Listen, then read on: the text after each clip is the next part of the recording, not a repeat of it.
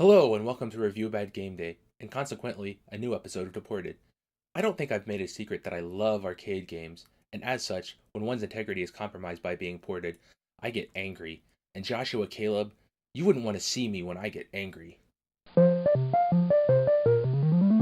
I've not seen such bravery.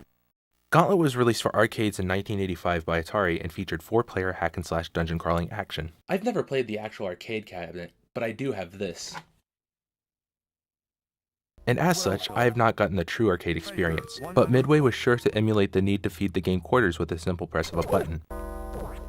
All in all, I have no real qualms with the game, except for those annoying text boxes, but I guess the hints are helpful. Gauntlet for the NES is like a movie adaptation of a great book. No, it's more like a movie inspired by a book. You can see the resemblance of what made the original appealing, but it's just missing the arcadeness of the original.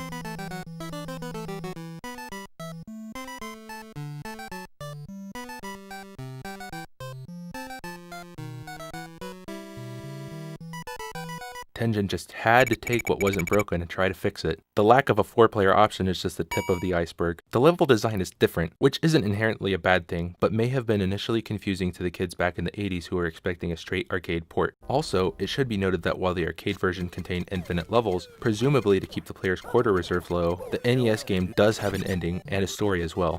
But I didn't get that far thanks to the main two gripes I have with the game. First off would be the sound. I don't mind the lack of the narrator guy from the arcade.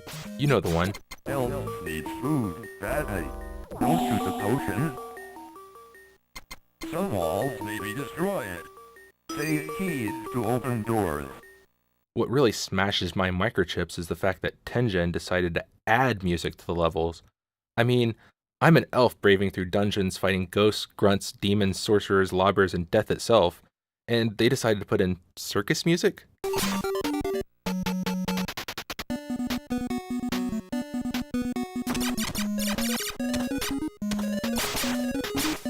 Or whatever you want to call it.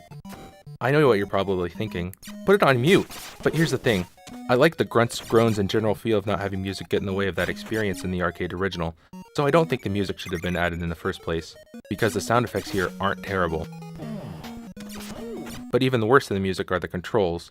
Now, the character I chose to play as, Elf, is apparently the fastest character in the game, and the NES programmers decided to make him approximately 500 times faster in their version.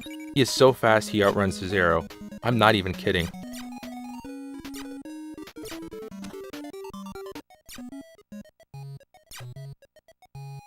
And in the arcade version, when you shoot an arrow, the elf will stop so you can aim more precisely. But in the NES version, he won't stay still, and it makes aiming that much more of a chore. Tengen can go elf themselves. See, games don't have to be the worst game ever to get reviewed on a special holiday.